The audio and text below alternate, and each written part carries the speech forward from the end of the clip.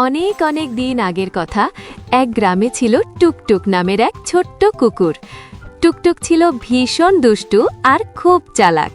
তার মনিব ছিলেন এক দয়ালু বৃদ্ধ, রতন কাকা।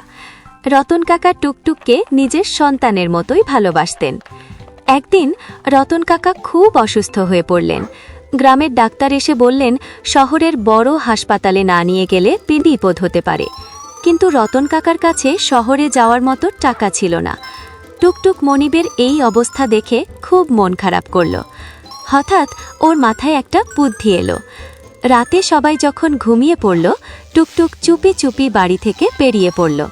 সোজা চলল পাশের জমিদার বাড়িতে। সেখানে গিয়ে মনিবের অসুস্থতার কথা জমিদারকে বোঝাতে চাইল। প্রথমে তো কেউ ওর কথা শুনতেই চায় না, কিন্তু টুকটুক কিছুতেই হাল ছাড়ল না। অনবরত ল্যাজ নেড়ে ডেকে নানাভাবে জমিদারকে বোঝানোর চেষ্টা করতে লাগল।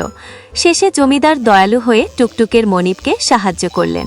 রতন কাকা সুস্থ হয়ে বাড়ি ফিরলেন, আর সেদিন থেকে টুকটুক হয়ে উঠল সবার চোখে সেরা বোন। কেমন লাগলো গল্পটি? মিষ্টি মিষ্টি টুকটুকের জন্য একটা লাইক দিয়ে দাও বন্ধুরা, আর চ্যানেলটা ঝটপট সাবস্ক্রাইব করে ফেলো।